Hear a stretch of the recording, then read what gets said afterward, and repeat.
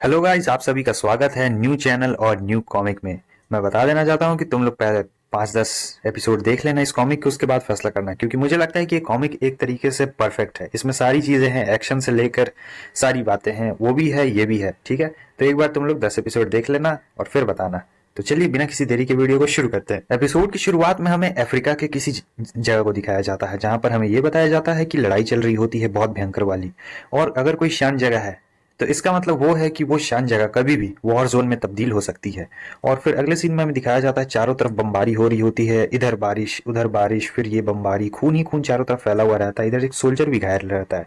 तब ये जो सीनियर रहती है ये आती है और कह रही होती है कि तुम जरा भी चिंता मत करो, हम तुम्हें अपने मिलिट्री के सबसे बेस्ट डॉक्टर से दिखाएंगे। क्योंकि वो जो सोल्जर रहता है उसकी हालत बहुत ही ज्यादा गंभीर रहती है, उसे काफी ज्यादा बुलेट्स लगी हुई रहती है। और फिर हमें ये बताया जाता है कि अगर कोई ग्रिम रीपर को हरा सकता है इस पूरे दुनिया में तो वो सिर्फ वही है और कोई भी नहीं। यहाँ पर सीन चेंज होता है, हमें मेडिकल टेंट में दिखाया जाता है। ये हमारा मेन कैरेक्टर वैंग रहता है और कह रहा होता है कि जल्दी से मुझे सीजर दो और वो सब। यहाँ पर ये किसी का इलाज कर रहा होता है, तब तक ये सीनियर वहां पर आ चुकी रहती है और कह रही होती है कि जल्दी मेरे साथ चलो। वहां पर हमारे एक सोल्जर को गोली लगी है, उसकी हालत बहुत ही ज्यादा खराब है, काफी सारा ब्लड लॉस भी उसका हो चुका है, चलो मेरे साथ डॉक्टर। लेकिन जो वैंग रहता है वो यहाँ पर अपनी सर्जरी जारी रखता है और कह रहा होता है कि मुझे लगता है तुम यहाँ पर नई नई आई हो, तो ठीक है इस बार मैं तुम्हें माफ कर देता हूँ, लेकिन अगली बार से नहीं ऐसा होना चाहिए। और कोई भी मेरे मेडिकल टेंट में ऐसे ही नहीं घुस सकता है, और साथ ही साथ ऐसी कंप्लेन लेके तो बिल्कुल भी नहीं घुस सकता है कि कोई सोल्जर बहुत ही क्रिटिकल कंडीशन में। अगर वो क्रिटिकल कंडीशन में है तो उसे छोड़ दो, क्योंकि हम लोग उसे नहीं बचा सकते हैं, जाने दो। अब यहाँ वो सीनियर कहने लगती है कि ऐसा तुम कैसे कह सकते हो, तुम उसे छोड़ने की बात कैसे कह सकते हो, हम उसे मरने नहीं दे सकते हैं। और वैसे भी तुम तो एक डॉक्टर हो, तुमने तो कसम खाई थी लोगों की जान बचाने के लिए, तो आखिर तुम ऐसा कैसे कर सकते हो। वैंग कहता है ऐसा इसलिए क्योंकि ये एक बैटल फील्ड है। और फिर इसकी आंखों में आंसू आ जाते हैं, क्योंकि इसे पता चल चुका था कि इसका जो सोल्जर है वो पहले ही मर चुका है। कहती है तुम एक डेविल हो, मैं जाऊंगी और हायर अथॉरिटी के पास इसकी कंप्लेन करूंगी, तुम एक डॉक्टर होने के जरा भी लायक नहीं हो, मैं तुम्हारे बिहेवियर के बारे में भी रिपोर्ट करूंगी और देखना ये इंटरनेशनल लेवल तक जाएगा, क्योंकि ये लोग अभी इंटरनेशनल बॉर्डर में रहते हैं और तुम्हें तुम्हारी कंट्री वापस भेज दी जाएगी। ये कहता है कि जाओ, जिसे कंप्लेन करना है कर दो, वैसे भी तो मैं एक डॉक्टर हूँ और साथ ही साथ एक सोल्जर भी हूँ। अभी हम लोग इंटरनेशनल रेड क्रॉस पर हैं, तो कोई भी जुडिशियरी मेरे ऊपर लागू नहीं होने वाली है। तब तक एक और सोल्जर आ चुका रहता है, वो कह रहा था कि डॉक्टर डॉक्टर कहाँ पर हैं आप, जल्दी करिए और हमारे स्क्वाड कैप्टन को बचा लीजिए। तुम जरूर डॉक्टर होगे, जल्दी करो और हमारे स्क्वाड कैप्टन को बचा लो, इनकी हालत बहुत ही ज्यादा क्रिटिकल है। लेकिन फिर से बैंक कहता है लगता है कि तुम भी यहाँ पर नए नए आए हो, क्या तुम्हें यहाँ के रूल्स के बारे में नहीं पता है। और फिर वो अपनी सर्जरी करना शुरू कर देता है। इसके बाद ये जो बंदा रहता है कह रहा होता है कि यहाँ रूल्स की किसे परवाह है। वो सीधे अपनी गन लेता है और उसके सर पे तान देता है, कह रहा होता है कि मैं कह रहा हूँ हमारे स्क्वाड कैप्टन को बचाओ, वरना मुझे ये गोली चलानी ही पड़ेगी। अब वैंग कह रहा होता है कि देखो मैं तुम्हें वार्न कर देना चाहता हूँ, यहाँ पर कुछ भी ट्रबल करने की जरा भी कोशिश मत करना, वरना इसका अंजाम बहुत बुरा होने वाला है। लेकिन वो कह रहा होता है कि देखो मैं वापस से रिपीट नहीं करने वाला हूँ, जैसा मैं कह रहा हूँ वैसा करो, अभी इस पेशेंट को छोड़ो और हमारे कैप्टन को बचाओ, वरना तुम्हारे साथ बहुत बुरा हो जाएगा। उसके बाद वो गोली चला देता है, लेकिन ये गोली से बस बच चुका रहता है। और फिर वैंग उससे कहता है कि ये सब करने पे तुमने मुझे मजबूर किया, मैं नहीं करना चाहता था। सबसे पहले तो वो एक लात मारता है उसके हाथ पर, उसके बाद एक जोरदार पंच उसके सर पर और सीधा वो दूर जाकर गिर चुका रहता है। एकदम दीवार में कस के उसे चोट लगा था और वहीं पर वो सोल्जर भी होश हो चुका था। यहाँ पर और भी दो सोल्जर्स रहते हैं, ये बहुत ज्यादा गुस्से में रहते हैं, इसके साथी को हमारे वैंग ने जो मारा रहता है कह रहे होते हैं कि चलो तुम्हें सबक सिखाते हैं। फिर ये एक आ रहा होता है, कह रहा होता है कि अब तुम मेरे हाथों से नहीं बचने वाले हो डॉक्टर। लेकिन वो उसका हाथ पकड़ता है और दूसरे हाथ से उसके चेहरे पर एक जोरदार पंच मारता है, तीसरे वाले के पास जाता है और घूमकर एक जोरदार लात मारता है। और वहां पर देखते ही देखते तीनों बुरे सोल्जर्स ढेर हो चुके रहते हैं। और फिर से ये अपना जो भी रहता है सर्जरी का सामान, वो सामान उठाता है और सर्जरी करना शुरू करता है। जो दूसरे डॉक्टर रहते हैं वो तो देख के हैरानी हो चुके थे। और यहाँ पर जो सीनियर रहती है इनका भी दिल धक धक कर रहा होता है, सोच रही होती है वाह ये आदमी हैंडसम होने के साथ साथ कितना ज्यादा पावरफुल है। वो अपने मन में इसका चेहरा भी इमेजिन कर चुकी रहती है, जो कह रहा होता है कि ऑपरेशन सक्सेसफुल हो गया, अब मेरी मेहनत रंग लाई। और बहुत ही ज्यादा खुश रहती है, सोच रही होती है कि मुझे तो लगता है कि मुझे इससे प्यार हो गया है। और फिर ऐसे ही ख्यालों में ही खोई हुई रहती है। लेकिन तब तक वैंग उससे कह रहा होता है कि तुम यहाँ पर ऐसे खड़े खड़े क्या कर रही हो, यहाँ पर बहुत ज्यादा लोग नहीं है, जल्दी करो और इन तीनों को उठाकर ले जाओ और जो घायल हैं उन्हें तुरंत अंदर लेके आ जाओ। अब अगले सीन में हमें दिखाया जाता है कि 3 घंटे की कड़ी मेहनत के बाद इसका सारा ऑपरेशन सक्सेसफुल हो चुका रहता है और जितने भी घायल लोग रहते हैं उन सभी को ठीक कर दिया था। जब वो बाहर निकलता है तो देखता है कि वो वहां पर अकेले बैठी हुई रहती है आग जलाकर और कोई भी नहीं, तो वो वहां उसके पास जाता है और फिर ये कह रही होती है कि मुझे माफ कर दीजिए डॉक्टर वैंग, मुझे गलतफहमी हो गई थी, मैं समझ चुकी हूँ, आप उसे ही बचा सकते हैं जो बच सकता है, उसे नहीं जो नहीं बचा सकता, क्योंकि ये बैटल फील्ड है। वो कहता है कि कोई दिक्कत वाली बात नहीं है, वैसे भी मैं इस दौर से पहले भी गुजर चुका हूं, तो जाओ मैंने तुम्हें माफ किया। वो देखकर उसे सोच रही होती है कि वाह कितना ज्यादा हैंडसम है और उसे ही लगातार देखते जा रही होती है। तो वो कहता है क्या हुआ, क्या कोई दिक्कत है क्या? ये कहती है नहीं नहीं, मैं बस आपसे माफी मांगना चाहती थी क्योंकि मैंने पहले आपके साथ बुरा व्यवहार किया। फिर खड़ी हो जाती है और कह रही होती है, वैसे डॉक्टर वैंग, आपको मैं पसंद हूं ना, मेरी ब्यूटी और मेरी फिगर, आपका इसके बारे में क्या कहना है? अब वहां पर वो भी थोड़ा शर्मा जाता है, कह रहा होता है कि तुम्हारा फिगर भी बहुत बढ़िया है और साथ ही साथ तुम्हारे जो थाइज है वो सबसे ज्यादा ही बेस्ट है। तब ये कह रही होती है, तो क्या आप ट्राई नहीं करना चाहते हैं क्या? बस ऐसे देख देख कर खुश हो जाइएगा तो काम कैसे चलेगा? मैं बस जानना चाहती हूँ कि आप ट्राई करेंगे या फिर नहीं करना चाहते हैं। ये कहता है कि तुम मुझे टीज करने की कोशिश कर रही हो। वो कहती है, नहीं मैं आपको टीज कहाँ कर रही हूँ, मुझे तो बहुत मजा आएगा। बस सवाल ये उठता है, क्या आपको ये मंजूर है या फिर नहीं है? वो कहता है कि हाँ, क्यों नहीं।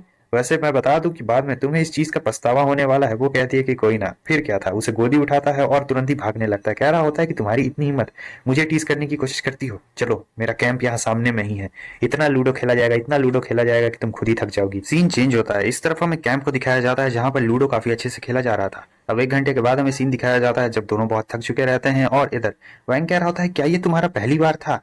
तब वो कहती है कि तुम चाइनीज मर्दों की नजरों में हम वेस्टर्न औरतें कुछ होती भी हैं या फिर नहीं है, या फिर तुम लोग हमारा मजाक उड़ाते रहते हो बस? वो कहता है, अरे नहीं ऐसी बात नहीं है, मैं बस सोच रहा था कि तुम्हारी जैसी टॉप क्लास लड़की के पीछे तो बहुत सारे लोग पड़े हुए होंगे, लेकिन मैं बस इतना जानना चाहता हूँ कि आखिर तुम मुझे ही क्यों पसंद करती हो और मेरे ही साथ क्यों करना चाहती थी? तुम एक मिस्टीरियस वुमेन हो। वो कहती है कि तुम्हें क्या लगता है कि मैं कौन हूँ? तुम वो पहले इंसान हो जिसने किया है, तो क्या तुम मेरी आइडेंटिटी नहीं जानना चाहोगे? फिर ये ऊपर चढ़ जाती है और ये कह रहा होता है कि तुम क्या कोई रेड क्रॉस वॉलंटियर नहीं हो जो कि बस ऐसे ही बैटल फील्ड में जाती है ताकि दुनिया के एक्सपीरियंस ले सके? वो कहती है कि नहीं। क्या हो अगर मैं तुमसे कहूँ कि मैं डेनमार्क की प्रिंसेस हूँ जो कि अपनी शादी से बचकर भाग गई है क्योंकि मेरा शादी करने का जरा ही मन नहीं था। बताओ क्या सोचते हो इसके बारे में? ये हंसने लगता है और कह रहा होता है कि तुम भी ना, तुम मजाक बड़ा अच्छा बना लेती हो। लेकिन वो कहती है कि नहीं, ये कोई मजाक नहीं है, मैं बिल्कुल सच बता रही हूँ। मैं मैं प्रिंसेस हूँ डेनमार्क की, मेरी मदर क्वीन है डेनमार्क की और मेरी पॉलिटिकल मैरिज होने वाली थी स्वीडिश के रॉयल फैमिली से, लेकिन मुझे वो राजकुमार पसंद नहीं था तो मैं वहां से भाग आई। क्यों, क्या हुआ? तुम डर गए हो क्या? वो कहता है, नहीं नहीं, बिल्कुल भी नहीं, आखिर इसमें डरने वाली कौन सी बात है, वैसे भी तुम मजाक बहुत ज्यादा ही अच्छा कर लेती हो। फिर उसके बाद उससे कहता है कि ठीक है, मुझे लगता है कि अब बहुत ज्यादा रात हो चुकी है और सबसे पहले हमें सो जाना चाहिए। वो कहती है कि ठीक है। अब सुबह हो चुकी रहती है, हम लोग इसे येलो बुलाएंगे। येलो को वो चकमा देकर यहाँ से भाग चुका रहता है और फिर थोड़ी देर के बाद येल्लो की भी यहाँ पर नींद खुलती है। तब वो बहुत जोर से चिल्ला के कह रही होती है, तुम वैंग के बच्चे कहीं के, तुम्हें क्या लगता है कि तुम मुझे इतनी आसानी से बेवकूफ बनाकर भाग सकते हो? मैं तुम्हें नहीं छोड़ने वाली हूँ, बस तुम मेरा इंतजार करना। तुम्हें क्या लगता है तुम मुझे ऐसे चकमा देके भाग जाओगे? तुम नहीं बचने वाले हो, बस तुम देखते रहो कि मैं तुम्हें किस तरीके से ढूंढती हूँ। सीन चेंज होता है। इस तरफ हमें चाइना बेस के मेन हेडक्वार्टर्स को दिखाया जाता है जहां पर हमारा वैंग रहता है और कह रहा होता है कि ओल्ड मैन देखो, मैं कुछ भी नहीं जानता हूँ, मैंने बहुत काम कर लिया है और मुझे छुट्टी चाहिए, मुझे घर वापस जाना है, मेरा जाने का बहुत मन कर रहा है। ये कहने लगते हैं कि पहले तो मैंने तुम्हें लात मार कर तुम्हें घर भेजने की कोशिश की थी, लेकिन तब तो तुम नहीं जाना चाहते थे, और अब अचानक से ऐसा क्या हो गया कि तुमने अपना मूड चेंज कर लिया है और घर जाना चाहते हो? क्या मैं इसके बारे में जान सकता हूँ? ये कहता है कि देखिए, इससे आपका कुछ भी लेना देना नहीं है, मैं बस घर वापस जाना चाहता हूँ, इसीलिए मुझे छुट्टी के लिए अप्लाई करना है। ये कह रहे होते हैं, लेकिन जाने से पहले तुम्हें वो मिशन पूरा करना पड़ेगा जो मिशन मैंने तुम्हें दिया है, समझे? पूरा करके ही जाओ। ये कह रहा होता है कि यार ये क्या, आप भी ना, वो कोई मिशन थोड़े ना है, वो तो बस एक ब्लाइंड डेट है और मुझे नहीं लगता है कि मैं ये कर भी पाऊंगा। और सोच रहा होता है, आखिर उस प्रिंसेस से ज्यादा बेकार चीज हो ही क्या सकती है मेरी जिंदगी में, मुझे जल्द से जल्द यहाँ से निकलना पड़ेगा। और इधर ये इसका चेहरा देखकर ही कह रहे होते हैं, लगता है कि तुमने उस ब्लाइंड डेट से भी कुछ ज्यादा खतरनाक किसी चीज को एनकाउंटर किया है, क्या तुम मुझे बताओगे?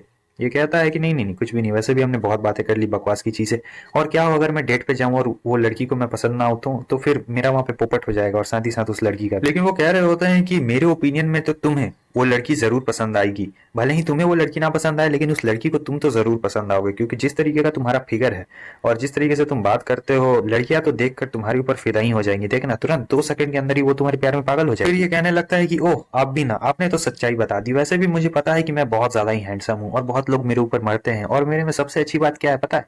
कि मेरी पर्सनैलिटी बहुत ही ज्यादा अट्रैक्टिव है, लेकिन मैं अपने चेहरे से पैसे नहीं कमाता हूँ। वो कहते हैं कि बस बस, अब ज्यादा अपनी नाक बड़ी करने की कोई भी जरूरत नहीं है, जाओ जाओ वापस जाओ, अपना सामान पैक करो, घर जाने की तैयारी करो। वो काफी खुश होकर वहां से चला जाता है, लेकिन यहाँ पर ये जो रहते हैं सोच रहे होते हैं कि तुम्हारे फादर और मैं कॉमरेड्स थे, जब जिंदा थे तब भी और जब वो नहीं है तब भी, लेकिन उन्होंने तुम्हारी जिम्मेदारी मेरे ऊपर सौंपी है और मैं जानता हूँ कि वो लड़की तुम्हारे लिए सबसे ज्यादा परफेक्ट है, उससे ज्यादा परफेक्ट तुम्हारे लिए कोई हो भी नहीं सकती है। बेचारा इतना ज्यादा खुश हो चुका रहता है कि इसका दिमाग का मानसिक संतुलन हिल गया रहता है, और फिर जाते जाते कह रहा होता है कि गुड बाय ओल्ड मैन ली, आपका फिर से बहुत बहुत शुक्रिया, फिर जोर से दरवाजा बंद करके बाहर निकलता है और फिर से इसका मूड चेंज हो जाता है। काफी गुस्से में लग रहा था, कह रहा होता है कि ये बुढ़ाऊ कहीं का। अब यहाँ पर हमें 2 दिन के बाद के सीन को दिखाया जाता है, जहां पर ये पहुंच चुका रहता है अपने मेन होम टाउन यानी चाइना के अंदर में। बहुत ही ज्यादा खुश रहता है और कह रहा होता है, ओ मेरी धरती माता, देखिए आपका ये बेटा इतने सालों बाद आखिर अपनी ही जमीन पे वापस आ ही किया।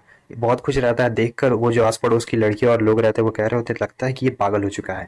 वैसे दोस्तों, अब इसके बाद मेन चैनल पे वीडियो आने वाली है, तो मेन चैनल पे जाकर देख लेना। और इसके भी और 2 वीडियोस आने वाले हैं, तो उसके लिए भी तुम लोग तैयार रहना।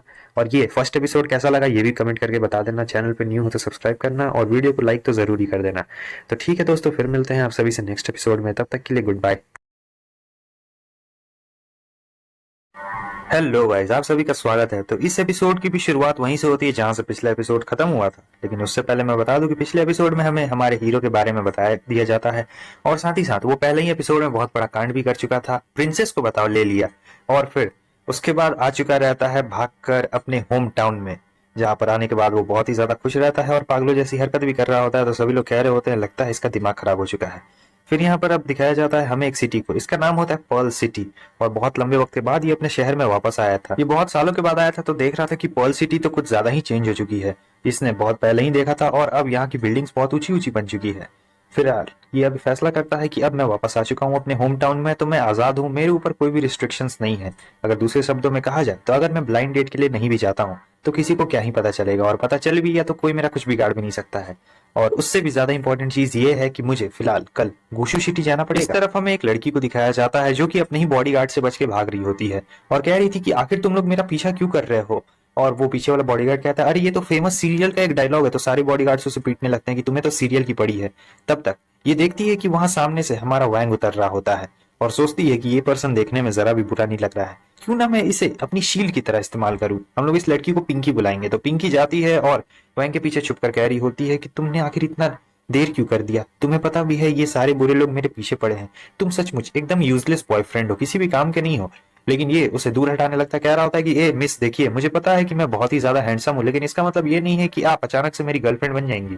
पिंकी कह रही होती है कि तुम सचमुच बहुत ही निर्दय आदमी हो, क्या तुम में जरा भी दिल नहीं है, तुम अपनी गर्लफ्रेंड को ऐसे कैसे छोड़ सकते हो मुसीबत के वक्त में। अब हमें ये दिखाया जाता है कि जितने भी गार्ड्स होते हैं वो सभी गार्ड्स आकर इन दोनों को घेर चुके रहते हैं, और यहाँ पर हमारे बैंक को समझ में आ चुका रहता है कि ये लड़की बस इसे शील्ड की तरह इस्तेमाल करना चाहती है ताकि वो इन बॉडीगार्ड से बच के भाग सके। हालांकि इसके दिमाग में भी एक बहुत ही अच्छा आइडिया चल रहा होता है।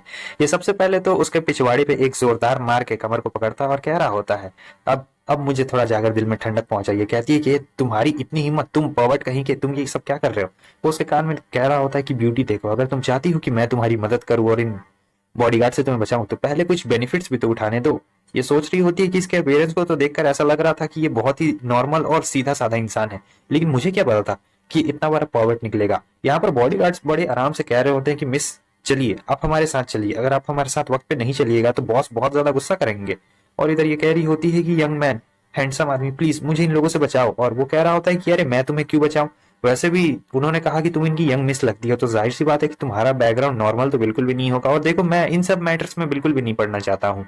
वो पिंकी कह रही होती है कि तुम कैसे आदमी हो, तुम मेरी मदद क्यों नहीं कर रहे हो। ठीक है, अगर तुम मेरी मदद करोगे तो तुम्हारा जो चाहिए रहेगा मैं तुम्हें वो रिवॉर्ड दूंगी। वैंग खुश हो जाता है, कह रहा था कि ठीक है, तो तुम अपने इस वादे को बिल्कुल भी भूलना मत, क्योंकि मेरा जो भी मन करेगा मैं वो रिवॉर्ड के तौर पर तुमसे मांग सकता हूँ। यहाँ पर गार्ड को बहुत गुस्सा आता है, कह रहा होता है बच्चे चुपचाप बेबी से दूर हट जाओ, वरना इसका अंजाम बहुत ही ज्यादा बुरा होने वाला है। लेकिन वैंग कहता है कि देखो ये मेरी गर्लफ्रेंड है, मैं इसका बॉयफ्रेंड हूँ, तो इसका बिजनेस मेरा ही बिजनेस है, और तुम होते कौन हो हम दोनों के बीच में टांग अड़ाने वाले। और वैसे भी तुम्हें कॉमन सेंस नाम की चीज नहीं, जब दो बंदे बात कर रहे हो तो नहीं बीच में पड़ना चाहिए। यहाँ पर गार्ड को गुस्सा आ रहा होता है, कह रहा होता है कि ठीक है, लगता है कि तुम लातों की भूत बातों से बिल्कुल भी नहीं मानने वाले हो। सारे भाइयों तैयार हो जाओ, अब हम इस बच्चे को सबक सिखाएंगे। ये कहता है कि आ जाओ आ जाओ। वैसे भी प्लेन में इतने लंबे वक्त तक बैठने के बाद मुझे ऐसा लग रहा है कि मेरे मसल्स थोड़े से अकड़ चुके हैं, तो मैं अपने मसल्स को थोड़ा फ्लेक्स भी कर लूंगा। और सबसे पहले तो वैंकी कूद कर आ चुका रहता है उन लोगों को मारने के लिए। वो इन लोगों को अपने मार्शल आर्ट का जलवा दिखा रहा होता है। इनमें से कोई भी इसके सामने टिक नहीं पाता है, जितने आते हैं सबको मारते जाता है, और एक के बाद एक करके हमें ये दिखाया जाता है कि सारे बॉडीगार्ड्स ढेर हो चुके रहते हैं। पिंकी तो उसके ऊपर फिदा हो चुकी रहती है और कह रही होती, वाह ये कितना ज्यादा पावरफुल है, मैंने तो सोचा भी नहीं था कि ये नॉर्मल सा दिखने वाला इंसान इतना ज्यादा पावरफुल हो सकता है। अब जल्दी करो, उन लोग को बोलो कि यहाँ से दूर चले जाएं, बहुत ज्यादा दूर चले जाएं। लेकिन यहाँ पर गार्ड का जो मेन रहता है कह रहा होता है कि मिस आप प्लीज प्लीज हमारे साथ चलिए, वरना मास्टर को ये बात पता चल जाएगी तो वो बहुत गुस्सा करेंगे। लेकिन वो जब बात नहीं मानती है तो सारे बॉडीगार्ड्स चले जाते हैं अपने मास्टर के पास। और इस तरफ वो पीछे से आकर कहता है मेरी प्यारी राजदुलारी। जैसे वो ये सुनती है तुरंत ही 5 मीटर की दूरी पे चली जाती है और कह रही होती है कि तुम क्या करने की कोशिश कर रहे हो। वैंग उससे कहता है कि अरे जाहिर सी बात है, तुम्ही ने तो मुझसे वादा किया था कि उन्हें भगा दूंगा तो जो रिवॉर्ड मुझे चाहिए वो तुम दे सकती हो। वो कहती है लेकिन मैं तो बस ये चाहती थी कि तुम उन लोगों को दूर भगा दो, और उसके अलावा तुमने मुझे टच भी तो कर लिया है, अब इससे ज्यादा तुम्हें क्या चाहिए। वैंग उससे कहता है कि देखो, तुमने मुझसे कहा था कि मुझे उन लोगों को भगाना है, उसके बाद तुम मुझे मेरा मनपसंद रिवॉर्ड दोगी, तो चलो अपनी बातों से पीछे ना हटते हुए मुझे रिवॉर्ड दे दो मेरा। ये कह रही होती है देखो, तुम ये जरा भी ठीक नहीं कर रहे हो, तुम मेरा फायदा उठाने की कोशिश कर रहे हो, ये सब जरा भी अच्छी बात नहीं है, और वैसे भी मेरे पास देने के लिए तुम्हें कुछ भी नहीं है, मैं अभी एकदम हेल्पलेस हूँ, रिवॉर्ड नहीं मिलेगा, और तुम बहुत ही कैलकुलेटिव आदमी हो। ये कहता है हाँ मैं हूँ कैलकुलेटिव आदमी, तो इसमें मैं क्या कर सकता हूँ, वैसे भी तुमने कहा था कि मैं तुम्हारी मदद करूंगा तो तुम मुझे रिवॉर्ड दोगी, अब देखो मैं नहीं जानता हूँ, मुझे रिवॉर्ड चाहिए। वो अपना मुंह फुला लेती है और कह रही होती है कि हाँ, ऐसा मोटा भद्दा सा चेहरा लेके आ गया है और इन्हें रिवॉर्ड चाहिए, बताओ क्या चाहिए तुम्हें रिवॉर्ड में। वो कहता है ज्यादा कुछ नहीं, मैं तो बस सोना चाहता हूँ। इस बात को सुनकर पिंकी एकदम हैरान हो जाती है और कह रही होती कि क्या क्या कहा तुमने, तुम पॉवर्ड कहीं के, ऐसा करने की सोचना भी मत। वो तुरंत ही उसके पास आ जाता है और कहता है हाँ मैं ऐसा करने का सोच सकता हूँ, मैं करूंगा भी। फिर वो उसे उठाकर ले जाने लगता है। वो कह रही होती है अगर तुमने मुझे नीचे नहीं उतारा तो देखो मैं जोर जोर से चिल्लाने लगूंगी।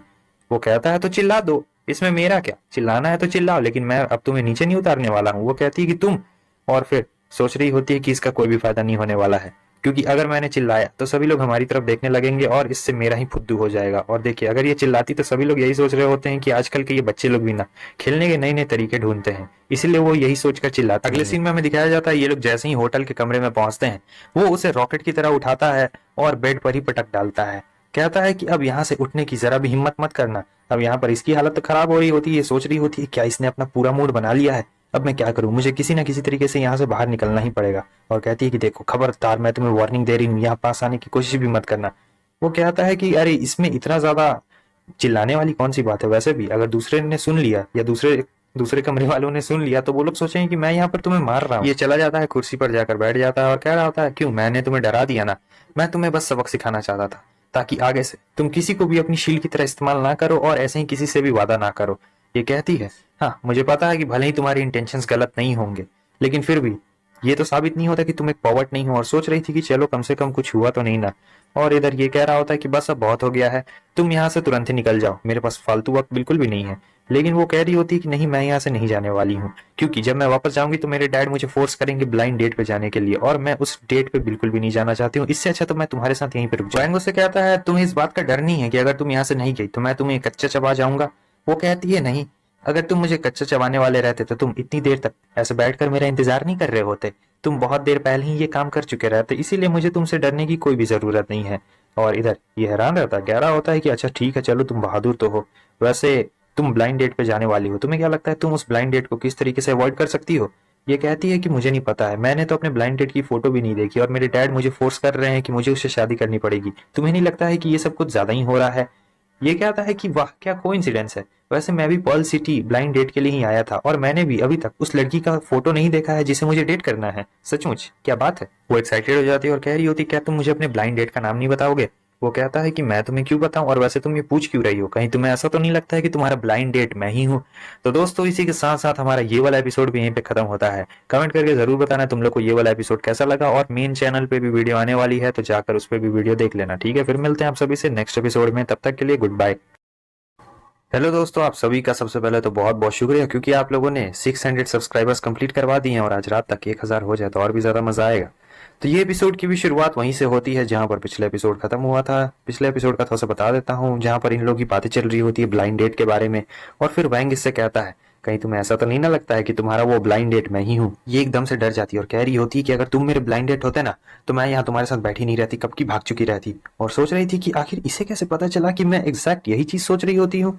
और फिर हमारा वैंग कहता है कि देखो मैं तो उसका नाम तक नहीं जानता हूँ, बस मुझे एक बात पता है कि वो किसी सीनियर ऑफिशियल की बहुत बड़ी घर की बेटी है। और ये पिंकी कह रही होती है कि मेरे फादर तो एक बिजनेसमैन है और मेरा ब्लाइंड डेट एक सोल्जर है, मुझे भी नहीं पता उसके बारे में, लेकिन मैं बहुत ज्यादा नफरत करती हूँ उनसे। और इधर वैंग कहता है कि हाँ मैं भी तो एक सोल्जर ही हूँ, लेकिन मुझे नहीं लगता कि तुम मेरी ब्लाइंड डेट होने के लायक भी हो। उसके बाद पिंकी कह रही होती है तो क्या तुम सचमुच ब्लाइंड डेट के लिए जाने वाले हो। और सोच रही थी कि ओह तुम इतने ज्यादा हैंडसम क्यों हो, लेकिन तुम एक सोल्जर भी तो हो। और इधर ये कह रहा होता है कि देखो मैं ब्लाइंड डेट के एकदम अगेंस्ट हूँ, मुझे ये सब करना बिल्कुल भी पसंद नहीं है। वो बहुत ज़्यादा खुश हो जाती है और कह रही होती है ठीक है, तब तो मुझे ऐसा लगता है कि हम दोनों बिल्कुल सेम सेम हैं, तो क्यों ना हम लोग गुशु सिटी चल जाएं, वहां पर हम लोग कुछ दिन के लिए छुपे रहेंगे। वो वैंग के पास आने लगती है और कह रही होती है कि मेरी वहां पर एक कजन भी है जो कि गुशु सिटी की नंबर 1 ब्यूटी है, और उसका फिगर भी बहुत अच्छा है, उसका कैरेक्टर भी बहुत अच्छा है। साथ ही साथ उसका एक कजन है जो कि आर्मी में भी है, और तुम्हें पता है उसे सोल्जर से ही शादी करनी है, उसे बहुत ज्यादा पसंद आते हैं सोल्जर। वैंग कह रहा होता है मुझे लगता है कि तुम्हारा कजन का टेस्ट तुमसे तो बहुत ही ज्यादा बेहतर है। पिंकी को अच्छा नहीं लगता, वो कह रही होती कि ठीक है मुझे बताओ, तो तुम मेरे साथ चलोगे या फिर नहीं चलोगे, अभी मुझे तुरंत बताओ। वो कहता है कि हाँ हाँ क्यों नहीं क्यों नहीं, बस थोड़ा सा रुक जाओ, सोचने के बाद मैं बताता हूँ। वैसे जो तुमने बोला, तुम्हें क्या लगता है कि मैं इतना बड़ा गधा हूँ? मैं जानता हूँ तुम मेरा इस्तेमाल करने की कोशिश करोगी और फिर मुझे वहां ले जाकर बेच डालोगी, जैसा कि अपने कजन के साथ करती हो, उसे हमेशा धोखा देती हो। क्यों, मैं बिल्कुल सही कह रहा हूँ ना? लेकिन फिर भी मैं कॉपरेट करूंगा तुम्हारे साथ। पिंकी कहते तुम इसकी चिंता बिल्कुल भी मत करो, वैसे भी मेरी कजन तुम्हें पसंद तो बिल्कुल भी नहीं करने वाली, और अगर करेगी भी तो देखना मैं किस तरीके से उसे रोक डालूंगी। अब चलो चला जाए। लेकिन वो कह रहा होता है कि मैं तुम्हारे साथ क्यों जाऊं, मैं नहीं जाने वाला हूँ, और वैसे भी अगर तुम्हारी कजन मुझे पसंद नहीं करेगी तो जाओ, मैं नहीं जाने वाला हूँ, तुम अकेली ही चली जाओ यहाँ से। पिंकी कहती है कि ठीक है, अगर मेरी कजन तुम्हें पसंद नहीं करेगी तब तब मैं तुमसे शादी कर लूंगी, अब तो चलो कम से कम। और सोच रही होती है कि इस ब्लाइंड डेट से बचने के लिए मैं किसी भी हद तक जा सकती हूँ, लेकिन ब्लाइंड डेट के लिए मैं नहीं जाने वाली हूँ।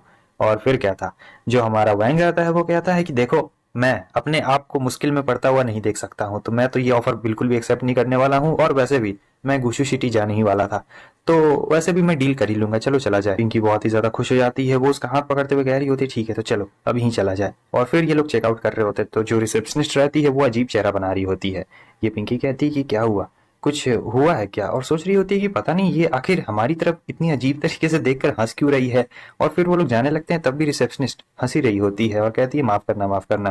फिर ये लोग बाहर निकल चुके रहते हैं। अभी तक पिंकी सोच रही होती है कि आखिर पता नहीं क्यों हंस रही थी, तो उससे रहा नहीं जाता है, तो वो पूछ ही लेती है क्या तुम्हें पता है पॉवर्ट कहीं के, आखिर वो हमारी तरफ देखकर ऐसे हंस क्यों रही थी?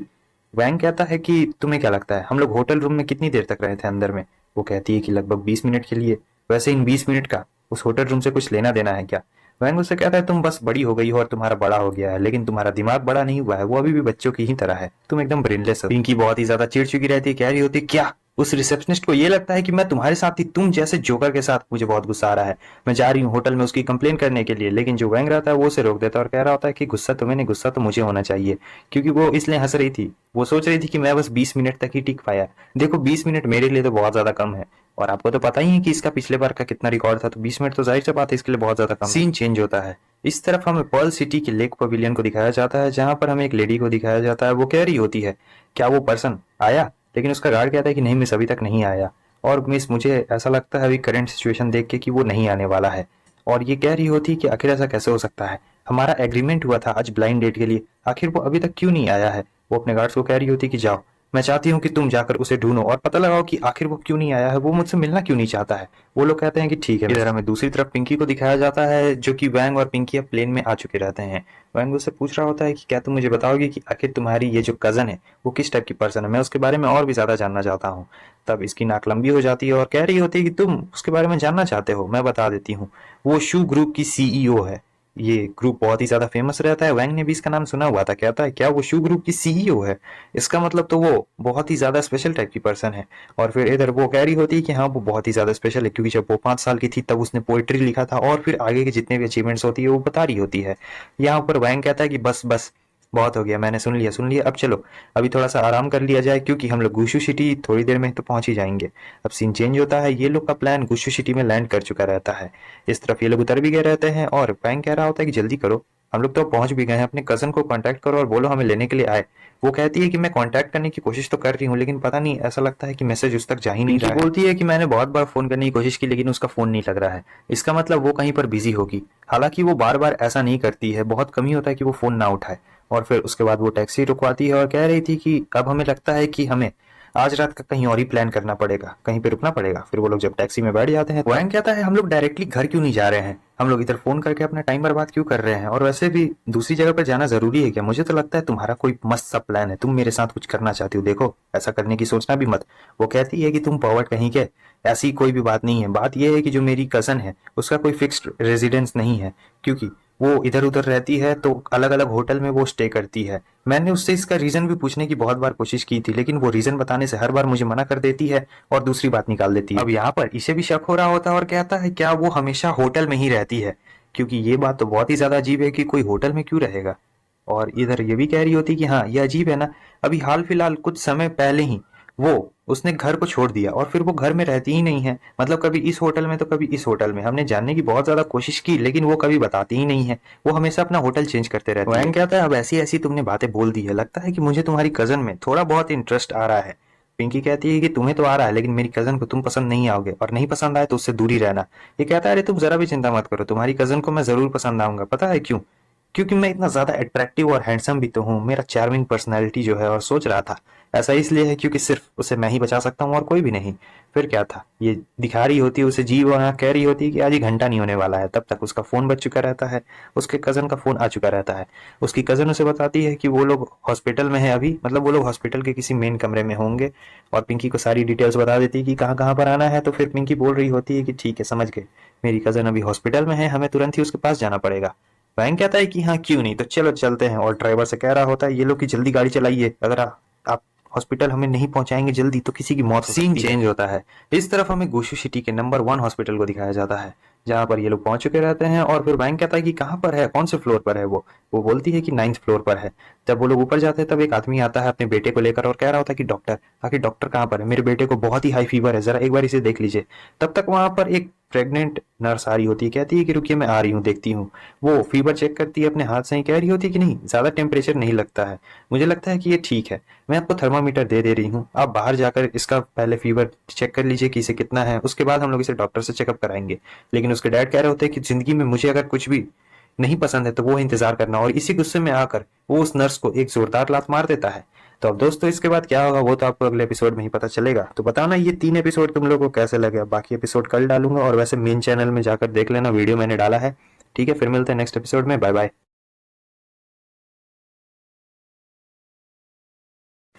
हेलो गाइस, आप सभी का स्वागत है। तो इस एपिसोड की भी शुरुआत पिछले एपिसोड से होती है, जहां पर हमें दिखाया जाता है वो नर्स आती है, बच्चे को चेक कर रही होती है, लेकिन बोलती है कि फीवर इससे ज्यादा नहीं है, मैं आपको थर्मामीटर दे रही हूँ, आप बाहर जाके पहले चेक कर लीजिए कि इसे कितना फीवर है, उसके बाद आकर डॉक्टर से मिलिएगा। लेकिन उसके जो डैड रहते हैं काफी गुस्से में रहते हैं और वो उस प्रेग्नेंट नर्स को एक जोरदार लात मार देते हैं गुस्से में, जिससे वो जाकर थोड़ी दूर पर गिर चुकी रहती है, जिसकी वजह से उसका जो पेट था वो बहुत ज्यादा दुखने लगता है और जोर के मारे चिल्ला रही होती है। कोई उसकी मदद करने के लिए भी नहीं आ रहा होता है इसकी वजह से। और सारे लोग कह रहे होते हैं कि देखो ये कितना निर्दय आदमी है, वो प्रेग्नेंट है और फिर भी इसने उसे मार दिया, अगर उसके बच्चे को कुछ हो जाता है तो ये मर्डरर कहलाएगा। और सभी लोग उसी को देखकर बात कर रहे होते हैं। लेकिन ये जो बंदा रहता है ये सभी लोगों से कहता है कि तुम सभी लोग, तुम्हारा इससे कुछ भी लेना देना नहीं है, चुपचाप पीछे हटो। और वैसे भी क्या डॉक्टर और नर्सेस मर चुके हैं क्या? जल्दी करो, डॉक्टर्स को बुलाओ वरना मैं यहाँ पर झगड़ा शुरू कर दूंगा। अब जो यहाँ पर ये दोनों भी आ चुके रहते हैं, पिंकी कह रही होती है कि ये आखिर कोई इंसान ऐसा कैसे कर सकता है, जाओ वैंग और जाकर उसे सबक सिखाओ। लेकिन उसे कोई आवाज नहीं आती है वैंग की, तो वो पीछे मुड़ती है, देखती है कि वैंग वहां से गायब रहता है, क्योंकि वैंग तो पहुंच चुका रहता है सीधे उस बंदे के पास और कह रहा होता है कि तुम्हारे जैसे इंसान को तो छोड़ना नहीं चाहिए, सबसे पहले तो तुम्हें कभी भी किसी बूढ़े या फिर बीमार बच्चे या प्रेग्नेंट लेडी पे तो हाथ कभी भी नहीं उठाना चाहिए, मैं तुम्हें नहीं छोड़ूंगा। तब इसे बहुत गुस्सा आ रहा होता है, कह रहा होता है कि तुम कौन हो, मैं तुम्हें बिल्कुल भी नहीं छोड़ने वाला हूँ। लेकिन तब तक वैंग आ चुका होता है उसके पास में और देता है उसके चेहरे पर एक जोरदार पंच, और फिर उसके बच्चे को उठाता है, नर्स को बुलाता है, कह रहा होता है कि नर्स इस बच्चे को प्लीज आप यहाँ से ले जाइए। तब तक वहां पर दूसरी नर्स आ चुकी रहती है, वो कहती है कि ठीक है मैं इस बच्चे को यहाँ से ले जाती हूँ और इसका टेम्परेचर चेक करती हूँ। वो कहता है कि आपको ट्रबल देने के लिए माफ चाहिए। और इस तरफ उसके डैड कह रहे होते हैं कि मैं तुम्हें नहीं छोड़ने वाला हूँ, मैं तुम्हारी पूरी फैमिली को मार दूंगा। और फिर से खड़ा होकर आ रहा होता है हमारे वैंग के ऊपर हमला करने के लिए, लेकिन वो बड़े आराम से उसके हमले से बच चुका रहता है। कह रहा होता है कि अगर तुम अपने दिमाग का इस्तेमाल नहीं कर सकते हो तो मैं तुम्हें सिखाता हूँ कैसे इस्तेमाल करना है। वो उसकी आंख पर ही मारता है सीधे एक जोरदार पंच, और खून भी निकल चुका होता है, इतना जोर से मारता है। और फिर क्या था, वो बंदा वहीं पर बेहोश हो चुका रहता है, उठता भी नहीं उसके बाद। इसे देखकर पिंकी बहुत इंप्रेस हो जाती है और सोच रही होती है कि ये तो जस्टिस करना जानता है, अरे हाँ वैसे भी ये एक सोल्जर है, तो ये सब तो इसके लिए नॉर्मल सी बात है। और इधर वो जो प्रेग्नेंट नर्स रहती है वो कह रही होती है कि कोई मेरे बच्चे को बचाओ। तब वैंग उसके पास आता है और कहता है कि चिंता मत करिए, रुकिए मैं चेक करता हूँ। फिर वो जाता है नर्स के हाथ को चेक करता है, मतलब उनके पल्सेस को चेक करने लगता है, और सोच रहा था कि कुछ भी बुरा नहीं है, मतलब थोड़ा सा हाई है बल्कि सब ठीक है। और फिर कहता है कि चिंता मत करिए, आपका बच्चा आपके पास बिल्कुल सुरक्षित है, कुछ भी नहीं हुआ है। वो नर्स कहती है क्या ये बात सच है, मेरा बच्चा बिल्कुल ठीक है, चिंता मत करिए आप आराम से रहिए, क्योंकि मैं एक मिलिट्री डॉक्टर हूँ, मैंने आपके पल्सेस को चेक किया है, कुछ भी गड़बड़ नहीं है, अगर आपको चिंता हो रही है तो आप जाकर चेकअप भी करवा सकती हैं।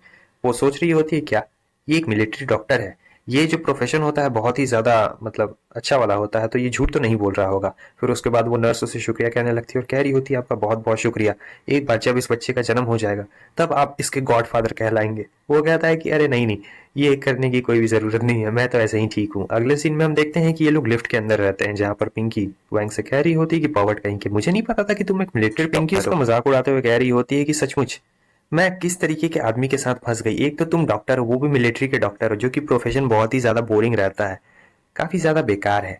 लेकिन वो कह रहा होता अच्छा मैं बोरिंग इंसान हूँ, बोरिंग तो तुम हो, देखो तुम एक लेडी हो, फिर भी मैं तुम में इंटरेस्टेड नहीं हूँ। हालांकि तुम्हारा फिगर भी अच्छा है और तुम्हारा अपेयरेंस भी अच्छा है, लेकिन तुम्हें नहीं लगता है कि तुम्हें इस पे शर्म आनी चाहिए, क्योंकि मेरे जैसा हैंडसम आदमी तुम्हारी जैसी लड़की पे भाव भी नहीं दे रहा है। और वैसे भी तुम्हारा फिगर भले क्यों ना अच्छा हो, लेकिन वो ज्यादा बढ़िया है, वो ऑरेंज। वो कहती है तुम पॉवर्ट कहीं के, और सोच रही थी कि मैं इसे बातों में नहीं हरा सकती हूँ, मैं इसे फाइटिंग में भी नहीं हरा सकती हूँ, ये तो बहुत ही ज्यादा एनोइंग है, अब मैं क्या करूँ। फिर थोड़ी देर के बाद वो लोग पहुंच चुके होते हैं 9th फ्लोर पे, और कहती है कि पॉवर्ट हम लोग 9th फ्लोर पे पहुंच चुके हैं। वो कहता है कि हाँ वो तो साफ साफ दिख ही रहा है, और वो जो सामने वाला कमरा है वो तुम्हारी कजन का कमरा है, क्योंकि वहां पर बॉडीगार्ड तैनात है, और वो बॉडीगार्ड बहुत ही ज्यादा सीरियस लग रहा है, मतलब किसी को भी ऐसे अंदर नहीं आने देगा। जब वो जाती है तो वो बॉडीगार्ड उसे रोक देता है और कह रहा होता है कि तुम दोनों आखिर हो कौन। पिंकी कहती है कि अरे नहीं नहीं, हम लोग कोई स्ट्रेंजर नहीं है, वो मेरी कजन है, हमें अंदर जाने दो, हमें बस उससे मिलना है और कुछ भी नहीं। लेकिन बॉडीगार्ड उसे नहीं जाने देता है। तब इस पिंकी की आवाज सुनकर उसकी जो कजन रहती है अंदर से कह रही होती है क्या ये तुम हो, अच्छा उन लोग को अंदर आने दो। फिर उसके बाद बॉडीगार्ड कहता है कि जाइए मिस। और आवाज सुनने के बाद जो हमारा मैंग रहता है वो कह रहा था कितनी प्यारी आवाज है, मुझे तो ऐसा लग रहा है कि मैं जन्नत में पहुंच चुका हूँ। मैंने तो कभी सोचा भी नहीं था कि किसी वुमेन की आवाज इतनी ज्यादा मधुर हो सकती है। इधर हमें ब्यूटीफुल कजन को दिखाया जाता है पिंकी की, जो कह रही होती है कि ओ आओ यहाँ पर बैठ जाओ। और उसकी कजन को देखने के बाद तो इसका दिल गार्डन गार्डन हो चुका था, बहुत तेजी के साथ इसका दिल धक धक कर रहा होता और सोच रहा था कितनी ज्यादा क्यूट और प्यारी है। फिर अपने आप को कंट्रोल नहीं कर पाता है, और आपको तो पता ही है कितना बड़ा पॉवेट था ये भी सोच रही होती है कि पता नहीं ये आखिर चिपकू सा बच्चा कौन है, और अच्छा नहीं लग रहा है देखने में। तब तक ये कह रही होती पिंकी तुम पावट कहीं कि मैंने तुम्हें पहले भी मना किया था ना कि ऐसे बेवकूफी वाली हरकत बिल्कुल भी मत करना। तब तक वहां पे कोई और आ जाता है, तो ये जो सिस रहती है कह रही होती है कि देखो मैंने तुमसे पहले भी कहा है कि मेरी तरफ से तुम्हें बोलने की कोई भी जरूरत नहीं है, क्योंकि हम दोनों बस बिजनेस पार्टनर्स हैं, उसके अलावा कुछ भी नहीं, हम लोग तो दोस्त तक भी नहीं है, तो तुम्हें मेरे तरफ से बोलने की कोई भी जरूरत नहीं है। ये होता है एक बंदा जो कि हमारे वैंग को बोल रहा होता है, इसीलिए वो सिस इसे बोल रही होती है। वैंग भी उसका मजाक उड़ाते हुए कह रहा होता है तुम्हें पता है उसने तुम्हें बेवकूफ कहा, ये सुनने में कितना अच्छा लगा, मुझे बेवकूफ कहता तो मुझसे ज्यादा तुम पे सूट कर रहा है। अब ये बात इस रेड को जरा भी पसंद नहीं आती है, कह रहा होता है कि तुम्हारी इतनी हिम्मत, तुम इस मास्टर का मजाक उड़ाओ, मैं तुम्हें नहीं छोड़ने वाला हूँ, मैं तुम्हें मार दूंगा। वो सीधे हमला करने के लिए आगे बढ़ता है, हमला तो करता है लेकिन वैंग बड़े आराम से बच जाता है। रेड सोचता है ये कैसे बच गया इतनी तेजी हमले से, और इधर वैंग कह रहा होता है तुम सही में एक इनएक्सपीरियंस्ड खिलाड़ी लगते हो, तुम पहले मुझ पे हमला करने के लिए आए। उसके बाद वो उसका सर पकड़ता है और धीरे से दीवार में पटक डालता है। फिर क्या था, जैसे ही उसका सर दीवार से बाहर निकलता है एक धीरे से पंच मारता है, और फिर बॉडीगार्ड उसे लेके जा रहे होते हैं। पिंकी कहती पॉवर्ट कहीं के तुम्हारा पंच तो बहुत ही ज्यादा पावरफुल था। वैंग कहता है कि मैं तो बस अभी होल्ड बैक कर रहा हूँ, मैंने तो अपनी पूरी जान भी नहीं लगाई। सिस उसे देखने के बाद कह रही होती है तुम पक्का मिलिट्री के सोल्जर हो गए। वैंग उससे पूछता है कि आखिर तुम्हें ये बात कैसे पता चली। वो बताती है वो इसलिए क्योंकि जो तुम्हारा पंच है वो बहुत ही ज्यादा प्रिसाइज और काफी ज्यादा तेज है, इसका मतलब ये है कि तुम्हें ट्रेनिंग बहुत ही अच्छी दी गई है। वैंग कहता है हाँ ये तो जाहिर सी बात है, मैंने एक्सपेक्ट नहीं किया था कि तुम इतनी बारीकियों को भी नोटिस कर लोगी। मैं एक सोल्जर हूँ, और जहां तक तुम्हारी सिस्टर ने मुझे झूठ नहीं बताया है कि तुम्हें सोल्जर कॉम्प्लेक्स है। वो कहती है कि हाँ मुझे सोल्जर कॉम्प्लेक्स है, सोल्जर कॉम्प्लेक्स मतलब इसे सोल्जर्स ज्यादा पसंद आते हैं, लेकिन मुझे तुम में जरा भी इंटरेस्ट नहीं है। पिंकी कहती कि हाँ बहुत अच्छा किया उसने तुम्हारे साथ, अब मुझे लगता है कि तुम्हारे प्राइड की उसने धज्जियां उड़ा दी है, तो तुम फ्यूचर में चलकर ऐसी हरकत दोबारा से बिल्कुल भी नहीं करने वाले हो। बहुत मजा आ गया। लेकिन उधर वह कह रहा होता है कि इससे तुम्हारा कुछ भी लेना देना नहीं है, और वो उसे जीप दिखा रहा होता है, जिससे पिंकी को बहुत गुस्सा आता है। वो आके सीधे इसका गला ही पकड़ लेती है, और फिर जो सिस रहती है वो पूछ रही होती है पिंकी से क्या तुम मुझे बताओगी कि आखिर तुम यहाँ गुशु में क्यों आई हो। यहाँ पर ये इमोशनल डैमेज करते हुए कह रही होती है कि मैं तो यहाँ तुम्हें बस देखने के लिए आई थी। वैसे सिस्टर आखिर ये सब क्या हो गया है तुम्हें, तुम हॉस्पिटल अचानक से कैसे पहुंच गए, ये मत कहना कि तुम्हारा एक्सीडेंट हो गया था। ये कहती है कि अरे नहीं नहीं, ये कोई एक्सीडेंट नहीं हुआ है, और मुझे पता है कि तुम यहाँ गुशु ब्लाइंड डेट को अवॉइड करने के लिए आई हो। क्यों, मैं बिल्कुल सही कह रही हूँ ना। तो दोस्तों बस इसी के साथ हमारा ये एपिसोड यहीं पे खत्म हो जाता है, और अगर आपने हमारे मेन चैनल को सब्सक्राइब नहीं किया है तो जाकर मेन चैनल को भी सब्सक्राइब कर ले, उसका नाम मांगा जोन है, जाकर कर लेना, ठीक है। और अब मेन चैनल पे भी वीडियो आने वाली है, इस पे भी वीडियो आते रहेगी अभी, और तो आधे घंटे बाद मेन चैनल पे वीडियो आ जाएगी। तुम लोग यहाँ तक देख रहे हो तो वीडियो को लाइक जरूर कर देना, चैनल पे नहीं हो तो सब्सक्राइब जरूर कर देना, जल्द से जल्द 10 के पहुंचा दो, मजा आ जाएगा। ठीक है, तो उम्मीद करता हूँ कि इस मंथ के खत्म होने से पहले हम लोग 10 के जरूर पहुंच जाएंगे। फिर मिलते हैं दोस्तों आप सभी से नेक्स्ट एपिसोड में, तब तक के लिए गुड बाय।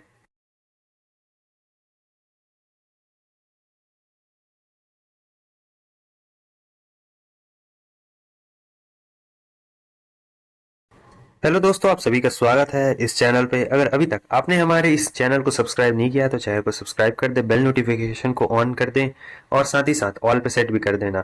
और चलिए बिना किसी देरी के अब अपने इस प्यारे से और न्यू से वीडियो को शुरू करते हैं। जैसा कि पिछले एपिसोड में हमें ये दिखाया जाता है, जो हमारा वैंग रहता है उसने बहुत सारी प्रॉब्लम्स को तुरंत ही सॉल्व कर दिया रहता है हॉस्पिटल में, और यहाँ पर इन लोग की बहस चल रही होती है जो कि हमेशा चलती है। और जो सिस रहती है उसे पता चल चुका रहता है कि पिंकी यहाँ पे ब्लाइंड डेट से बचने के लिए यहाँ पर आई है। और दूसरी तरफ जो हमारा वैंग रहता है वो कह रहा होता है, हे ब्यूटीफुल, मुझे लगता है कि तुम्हें मेरी मदद की जरूरत पड़ेगी।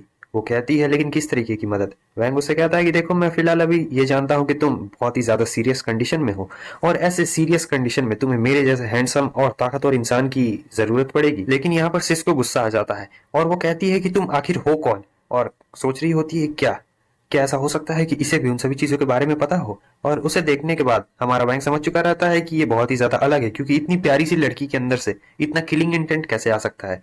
फिर ये अपना दिमाग लगाने लगता है और सोच रहा था, ये हमेशा अपना होटल चेंज करते रहती है और हर रात अलग अलग होटल में स्टे करती है।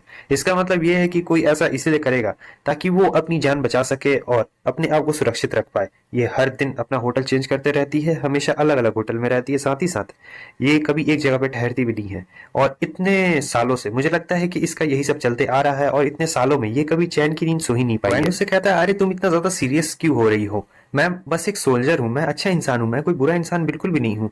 और उस तरह पिंकी भी उसकी साइड लेते हुए कह रही होती कि हाँ सिस्टर, भले ही ये शेमलेस हो, पॉवर्ट हो, या भले ही इसका जबान कितना भी तेज कैंची से ऐसा क्यों ना चलता हो। और ये सब सुनने के बाद तो हमारा वैंग सोच रहा होता है, तुम मेरी मदद कर रही हो या फिर मुझे मुसीबत में फंसा रही हो।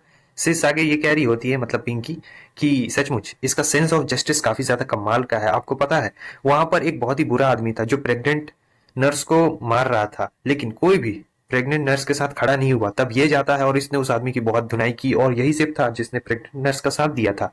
फिर वो सारी बातें बता देती है अपनी सिस को। सिस हंसने लगती है और कह रही होती है कि हाँ हाँ, मैं समझ सकती हूँ, मुझे लगता है कि मैं कुछ ज्यादा ही सेंसिटिव हो गई थी। वैंग, मुझे माफ करना, वैसे भी कल मैं डिस्चार्ज हो जाऊंगी हॉस्पिटल से, तब कल हम लोग आराम से बैठकर बात करेंगे।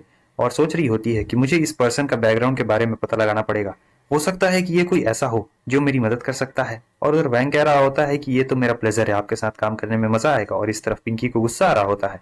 वो कहती है कि बच्चे, लगता है कि तुम अपनी जगह नहीं जानते हो कि कहाँ पर है। तब तक वहां पर कोई चिल्लाते हुए आ रहा होता है कि शू यैंटिंग, तुम्हें आज देना ही पड़ेगा इसका जवाब। शू यैंटिंग सिस का नाम रहता है, लेकिन हम लोग सिसी बुलाएंगे। और ये एक अंकल रहते, कह रहे होते हैं, तुम ऐसा बिल्कुल भी मत सोचना कि तुम्हारी यहाँ आसपास में बहुत सारे बॉडीगार्ड्स है तो मैं डर जाऊंगा। सिस कहती है कि आपके कहने का क्या मतलब है? मैं कुछ भी समझ नहीं पा रही हूँ कि आप क्या कहना चाहते हैं। वो बोलते हैं कि मेरा बेटा पहले बिल्कुल ठीक था, लेकिन उसकी हालत अचानक से खराब हो गई और वो अभी बेहोश पड़ा हुआ है ऑपरेशन थिएटर में। बताओ ये सब क्या हुआ है? ये सोच रही होती है कि अच्छा, वो जो लाल बाल जिसको हमारे वैंग नहीं मारा था, और वो अब उसे चोट लग गई है। अब यहाँ पर जो वैंग रहता है वो सोच रहा होता है, क्या ये कोल्ड ब्यूटी मुझे फंसा देगी? हाँ, तुम फंसा भी दोगे तो कोई दिक्कत नहीं, मैं निकल ही जाऊंगा।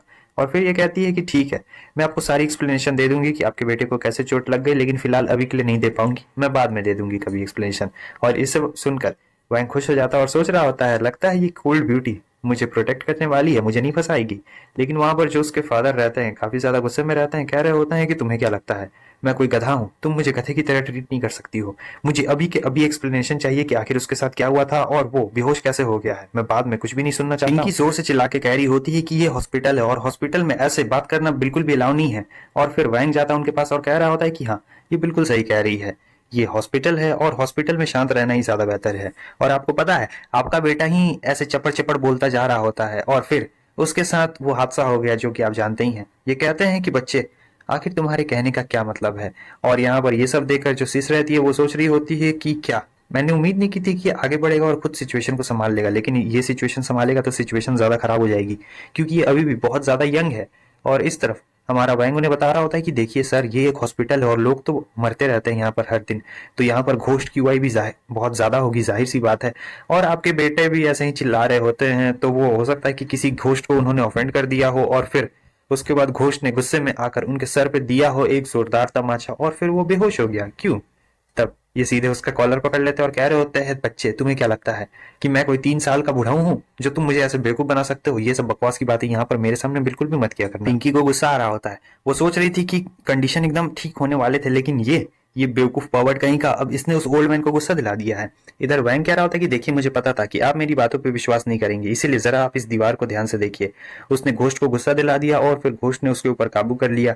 फिर उन दोनों के बीच में बहसा बहसी हो गई, मतलब जो अंतरात्मा के बीच में बहसा बहसी होती है। और आपका बेटा पागल हो गया। अचानक से उसने अपना सर यहाँ दीवार पर जोर से मार दिया, जैसा कि आप देख सकते हैं। और फिर बता रहा होता है कि पता आपका बेटा एकदम पागल हो गया था, वो ऐसे ऐसे अपने सर मार रहा था दीवार पे और इन्हें बहुत ज्यादा गुस्सा आ रहा होता है। ये कह रहे होते, बच्चे तुम मजाक कर रहे हो, मैं तुम्हें नहीं छोड़ूंगा, मैं तुम्हें मार दूंगा। वो सीधे उसकी तरफ आगे बढ़ रहे होते हैं। इसके हाथ में एक छोटा सा पत्थर का टुकड़ा रहता है। ये बस उसे ऐसे फ्लाइंग डिस्क की तरफ फेंकता है और वो पत्थर का टुकड़ा एकदम जोर से जाकर इनके पेट पे लगता है।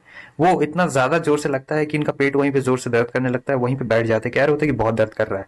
वैंग कहता है, जैसा कि आप सभी लोगों ने देखा, कुछ भी नहीं किया मैंने, और ये अचानक से इनका पेट दर्द करने लगा क्योंकि आपने यहाँ के घोस्ट को गुस्सा दिला दिया है। मुझे लगता है कि आपको जल्द से जल्द यहाँ से निकल जाना चाहिए, वरना पता नहीं वो घोस्ट आपके साथ क्या करे। जल्दी करो, कोई डॉक्टर को बुलाओ और इन्हें ले जाओ। उनके गार्ड्स कुछ भी नहीं कह रहे हैं, वो चुपचाप उन्हें उठाते हैं और फिर उनके पर्सनल डॉक्टर के पास उन्हें ले जा रहे होते हैं।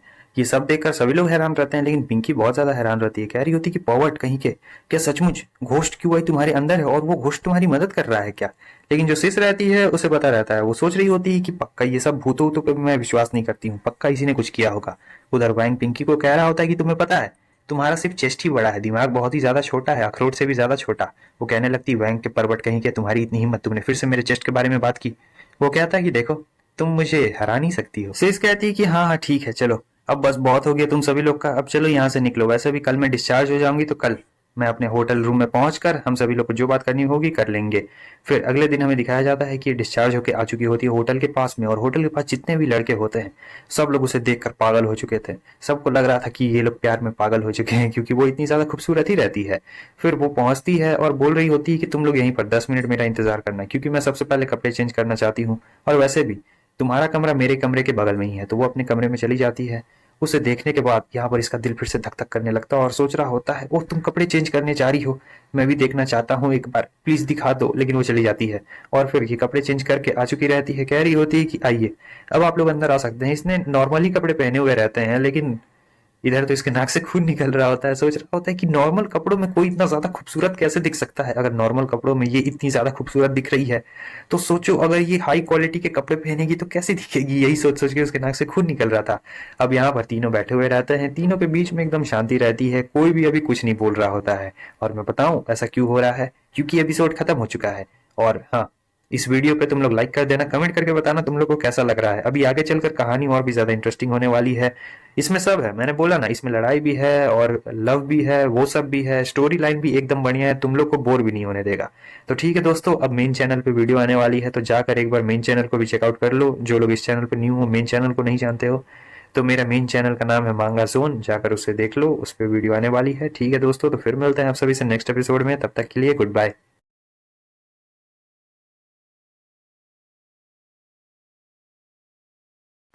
हेलो दोस्तों, आप सभी का स्वागत है। वैसे सबसे पहले तो मैं आप लोगों का शुक्रिया अदा करना चाहता हूं, क्योंकि आपने एक दिन के अंदर ही अंदर 1000 सब्सक्राइबर्स कंप्लीट करवा दिए, और अब बस ये देखना है कि इस वीक में 3000 सब्सक्राइबर्स का माइलस्टोन हम लोग टच कर पाते हैं या फिर नहीं कर पाते हैं। तो बस इतना ही बताना था। चलिए बिना किसी देरी के अब अपनी इस वीडियो को शुरू करते हैं। एपिसोड की शुरुआत में हमें दिखाया जाता है तीनों बैठे हुए रहते हैं और कोई भी नहीं बोल रहा होता है। अचानक से दोनों साथ में बोलते हैं, जहां पर सिस कहती है कि मैं ये पूछना चाहती हूँ कि वो मेरे कुछ सवाल हैं, और इधर चेन भी उसी वक्त कह रहा होता है कि मैं जानता हूं कि तुम्हारे क्या सवाल है। असल में बात यह है कि जब हम लोग बात कर रहे थे तब वो बिजी था, तो मैंने उसका एक्वा पंचर दबा दिया था। और सोच रहा होता है कि वैसे तो मैंने उसका एक्वा पंचर वहां एक पत्थर मार के किया था, लेकिन मुझे पता है कि ये लोग जरा भी विश्वास नहीं करने वाली है। तब से कह रही होती, क्या एक्वा पंचर तुम्हें ये भी आता है? सीना चौड़ा करके कह रहा होता है, ये तो मेरे लिए जाहिर सी बात है, क्योंकि मैं मिलिट्री का डॉक्टर हूँ, और एक्वापंचर करने से मैंने बहुत सारे लोगों की जान भी बचाई, क्योंकि जो वेस्टर्न मेडिसिन है वो ब्लीडिंग को उसकी जो रोकने की कैपेसिटी है वो बहुत ही ज्यादा लो है, इसीलिए। और इस तरफ ये कह रही होती है सिस की, अपने आप को ज्यादा प्राउड मत समझो कि तुमने कोई बड़ा तीर मार लिया है, तुम एक सोल्जर हो। तो वैसे तुम्हें पता है तुमने कितना बड़ा पंगा खड़ा कर दिया है। वो जिस बंदे को तुमने नुकसान पहुंचाया वो जैंग फैमिली का बेटा था, समझे? और जैंग फैमिली गुशु सिटी में बहुत ही ज्यादा पावरफुल फैमिली है, वो बहुत ज्यादा पावर होल्ड करके रखती है, और अगर उन्होंने तुम्हारे खिलाफ जाकर कोई साजिश रचने की कोशिश की तो फिर मैं भी तुम्हें नहीं बचा पाऊंगी। वैंग कहता है कि तुम्हें मेरी चिंता करने की कोई भी जरूरत नहीं है, और वैसे भी वो लोग मेरा कुछ भी नहीं बिगाड़ पाएंगे, तुम बस आराम से रहो और चिल करो। लेकिन ये कह रही होती है तुम उसे तो बेवकूफ बना सकते हो, लेकिन जब उसका बेटा उठ जाएगा तुम्हें क्या लगता है कि वो अपने डैड को सारी सच्चाई नहीं बता देगा। वैंग कहता है तुम टेंशन क्यों लेती हो, वैसे भी मैंने उसका एक ऐसा एक्वापंचर दबाया था जिससे उसकी मेमोरी लॉस हो जाएगी और फिर उसे भी यही लगे कि ये काम किसी भूत का है, तो बस टेंशन फ्री रहो। और वैसे भी मुझे किसी भी चीज का डर नहीं है, मैंने सारी चीजें पहले से ही हैंडल करके रख ली है, तो बस आराम से रहो, कोई भी टेंशन नहीं है। ये कहती है कि ठीक है, अगर तुम्हारे पास सचमुच ऐसी एबिलिटी है तब मुझे ज्यादा चिंता करने की कोई भी जरूरत नहीं है। अचानक से सिस उठ जाती है और कह रही होती है कि कोई कोई मुझे मारना चाहता है और मैं चाहती हूँ कि आप अपनी एबिलिटी की मदद से मेरी मदद करें प्लीज। ये कहता है कि ओ हो, जो ब्यूटीफुल लड़कियां रहती हैं उनकी भी अपनी अलग अलग प्रॉब्लम्स रहती है, चिंता मत करो, ये सारा काम मुझ पे छोड़ दो, वैसे मैं फ्री में मदद बिल्कुल भी नहीं करने वाला हूँ, मुझे इसके बदले में चाहिए कुछ।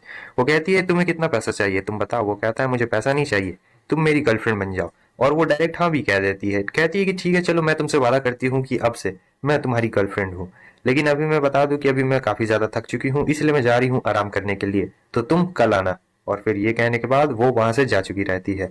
अब यहाँ पर ये बैठा हुआ रहता है और सोच रहा था इसकी पर्सनैलिटी तो बहुत ज्यादा अच्छी है, बहुत अच्छा लगा मुझे, आई लाइक। सीन चेंज होता है, इस तरफ हमें गुसू सिटी के नंबर 1 हॉस्पिटल को दिखाया जाता है, जहां पर डॉक्टर कह रहे होते हैं कि मिस्टर जैंग मुझे माफ करिए, लेकिन हमने सारे रिजल्ट आपके बॉडी के ऊपर देख लिए हैं, लेकिन कुछ भी अभी तक पता नहीं चला है कि आखिर आपके एब्डोमिनल कैविटी में इतना ज्यादा पेन क्यों हो रहा है। ये कहने लगते हैं कि आखिर तुम किस तरीके के डॉक्टर्स हो, क्या यहाँ पर जितने भी डॉक्टर्स हैं वो सभी नाकारा हैं, किसी भी काम के नहीं, तुम लोग एक छोटी सी बात पता नहीं लगा सकते हो। वो डॉक्टर कहने लगते हैं कि सर हमें माफ कर दीजिए, वैसे मैं बहुत लंबे वक्त से डॉक्टर कर हूँ, लेकिन आज तक मैंने कभी भी ऐसा केस नहीं देखा है, ये पहली बार हो रहा है। और फिर चले जाते हैं और इस तरफ ये सोच रहे होते हैं कि आखिर ये क्या हो रहा है। ये गुसू सिटी का बेस्ट हॉस्पिटल है और मेडिकल कैपेबिलिटी में अगर देखा जाए तो ये कंट्री का बेस्ट हॉस्पिटल है, क्या सचमुच ये काम किसी भूत का किया गया हुआ है। तब तक यहाँ पर उनका गार्ड कह रहा होता है कि मिस्टर जैंग मेरे मास्टर चाइनीज मेडिसिन के बहुत ही अच्छे प्रैक्टिशनर हैं, कहें तो मैं उनसे बात करूं, वो आकर देख सकते हैं आपको। लिए कह रहे होते हैं कि क्या चाइनीज मेडिसिन, अच्छा ठीक है, तब अपने मास्टर को बोलो मुझे आकर देख ले, क्योंकि बहुत ज्यादा ही दर्द हो रहा है पेट में। फिर से सीन चेंज होता है, इस तरफ हमें एक बहुत ही बड़े और शानदार रेस्टोरेंट को दिखाया जाता है जहां पर ये तीनों आए रहते हैं और फिलहाल दोनों बहनें बात कर रही होती है और जो ये रहता है हमारा वैंग ये नजारा देख रहा होता है, सोच रहा था वाह कितनी नीली नीली और बड़ी बड़ी पहाड़ियां है, मस्त नजारा है। और इस तरफ जो पिंकी रहती है चिढ़ाते हुए कह रही होती है सिस्टर तुम्हें नहीं लगता यहाँ पर हमारे बीच में एक ट्यूबलाइट है जो कि कुछ ज्यादा ही रोशनी दे रहा है, जरा ध्यान से देखो यहीं पे होगा। ये समझ जाता है, कह रहा होता है कि तुम शायद मेरे ही बारे में बात कर रही हो। वो कहती है कि हाँ मैं तुम्हारे ही बारे में बात कर रही हूँ, और ऐसा इसलिए कह रही हूँ क्योंकि देखो हम दोनों इतनी देर से यहाँ पर बातें करते जा रहे हैं, लेकिन तुम अब तक हमारे कन्वर्सेशन के बीच में एक बार भी नहीं बोले हो। ये कहता है क्या ये सही रहेगा कि तुम दोनों लेडीज के कन्वर्सेशन के बीच में मैं बोलूं, अगर मैं बोलता हूं तो क्या तुम इससे एग्री करोगी। अब पिंकी को थोड़ा अजीब लगता है, वो कह रही होती है कि क्यों, तुम्हें क्या लगता है हम लोग बहुत ही नैरो माइंडेड है क्या, हाँ, अगर तुम हमारे कन्वर्सेशन के बीच में आओगे तो इसमें क्या बुराई है, और वैसे भी तुम इतने ज्यादा अजीब क्यों हो। वैंग कहने लगता है कि ठीक है तो मैं इंजेक्ट करना जरूर पसंद करूंगा तुम्हारे में। और फिर वो तो समझ ही गया सब लोग कि क्या बोलना चाह रहा होता है, तो पिंकी को गुस्सा आता है, कह रही होती है कि तुम एक नंबर के पवर्ट हो, मैं तुम्हारा मुंह ही तोड़ डालूंगी। और इस तरफ जो सिस रहती है वो बहुत जोर से हंस रही होती है, मतलब धीरे धीरे, और उसे देखकर इसका दिल पिघल रहा होता है, वाह कितनी ज्यादा प्यारी है। और इधर अचानक से इसका फोन आ जाता है तो इसकी हंसी ही रुक चुकी रहती है। फिर ये कहती है कि ठीक है अब हम लोगों ने यहाँ पर खाना वाना खा लिया है तो चलो अब यहाँ पर बैठने का कोई भी फायदा नहीं होने वाला है, चलो वापस चलते हैं। फिर वो लोग वापस जाते हैं। इधर हमें होटल का सीन दिखाया जाता है जहां पर सिस से मिलने के लिए कोई आया होता है, और ये कोई और नहीं बल्कि हमारा वैंग ही रहता है। वो कहती है कि आओ अंदर आओ। अब बैठकर ये लोग चाय पी रहे होते हैं और सिस कहती है तो तुमने ये अंदाजा तो लगा ही लिया होगा कि मुझे फोन किसने किया था। वैंग कहता है कि हाँ मुझे पता है, वो फोन असैसिन की तरफ से था। क्यों, सही कह रहा हूँ। आगे सिस बता रही होती है कि जब भी उन लोगों को पैसे चाहिए रहते हैं तब वो लोग एडवांस में पहले फोन कर देते हैं और मुझे जता देते हैं कि मुझे पैसे देने हैं। अब इन सारी बातों को सुनकर ये सोच रहा होता है कि इस तरीके का कॉन्फिडेंस तो सिर्फ एक ही बंदे में हो सकता है, मुझे लगता है कि पक्का वही होगा। और फिर कहता है कि ओ देखो ना किस तरीके का बेवकूफ और अजीब सा इंसान है, क्या उसे इस बात का डर नहीं है कि अगर वो तुम्हें ऐसा फोन करेगा तो तुम यहाँ से भाग जाओगी दूसरी जगह पर। वो कहती है कि मैंने पहली बार में ऐसा करने का सोचा था और मैं भाग भी गई थी लगभग, लेकिन मुझे क्या पता था कि वो लोग इतने ज्यादा खतरनाक होंगे। जब मैं भागने की कोशिश कर रही थी तब एक बहुत ही बुरा हादसा हो गया था और मैं लगभग मरते मरते बच गई थी, तो फिर मैंने ये फैसला कर लिया था कि भागने का कोई भी फायदा नहीं होने वाला है, अगर मैं भागूंगी तो चीजें और भी ज्यादा मुश्किल होती जाएंगी। और यहाँ पर सिस एकदम उदास हो जाती है, कह रही होती है कि वो लोग बहुत ही ज्यादा डरावने हैं, बिल्कुल किसी नाइटमेयर की तरह है, मुझे उनसे बहुत डर लगता है। फिर वैंग उनसे पूछ रहा होता है कि आखिर ये तुम्हारे साथ कितनी बार हुआ है। वो बताती है कि ये उसके साथ 5वां बार हो रहा है।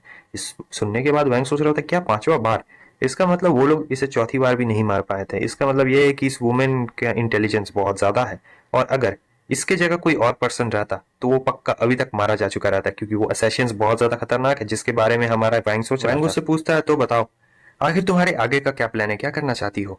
वो बोलती है कि आज रात हमें एक डिनर पार्टी में जाना है, और पक्का मुझे ये पक्का लगता है वो असैसिन्स मुझे बीच रास्ते में मारने की कोशिश जरूर करेंगे। इसलिए मैंने सिक्योरिटी टीम को पहले ही कांटेक्ट करके बता दिया है कि मैं आज रात कहाँ जाने वाली हूँ, और चलो अभी उनके साथ मीटिंग भी करना है मुझे। फिर वो अपना फोन निकालती है और उनसे कांटेक्ट करने वाली थी और बता रही होती कि मैं पहले ही सारे प्रिकॉशंस लेके तैयार हूँ। लेकिन इधर ये कह रहा होता है कि तुम्हें सिक्योरिटी की कोई भी जरूरत नहीं है, मैं हूं ना तुम्हारे साथ। वो कहती है कि देखो ये सिक्योरिटी टीम चाइना की बेस्ट सिक्योरिटी टीम्स में से एक है, और मुझे लगता है कि तुम्हें उनसे एक बार मिल लेना चाहिए, उसके बाद तुम्हें फैसला करना चाहिए कि आगे का क्या प्लान होगा। वैंग कहता है लगता है मैंने तुमसे जो कहा वो तुम्हें समझ में नहीं आया, तुमने गलत समझ लिया। वो कहती है तो मुझे बताओ आखिर तुम्हारे कहने का मतलब क्या था। वो कहता है मैं तुमसे ये कह रहा हूँ कि इस ऑपरेशन के लिए हमें ज्यादा लोगों की कोई भी जरूरत नहीं है, मैं अकेला ही उन सभी लोगों के लिए काफी हूँ। और बस दोस्तों इसी के साथ हमारा ये एपिसोड यहीं पे खत्म हो जाता है। और हाँ, अभी आगे चलकर तो बहुत ही ज्यादा मजा आने वाला है। ये सब तो बस छोटा मोटा ट्रेलर था, अभी आगे तो पता नहीं क्या क्या दिखा दिया जाएगा। ठीक है, कहानी बहुत ही ज्यादा इंटरेस्टिंग है। बता दो तुम लोग को मजा तो आ रहा है ना, कमेंट करके बता देना। सब लोग कमेंट करना, कोई भी शर्माना नहीं कमेंट करने से, तुम लोगों से बहुत लोग कमेंट भी नहीं करता है। ठीक है, इसमें कमेंट करके बता देना तुम लोग को कैसा लग रहा है, और फिर मिलते हैं आप सभी से नेक्स्ट एपिसोड में जो कि कल आएगा। तब तक जाओ, मेन चैनल पे एक और वीडियो आने वाली है। जिसको मेन चैनल नहीं पता है उसका नाम मांगा जोन है, चल जाओ उसमें जाकर वीडियो देख लेना। ठीक है, बाय बाय।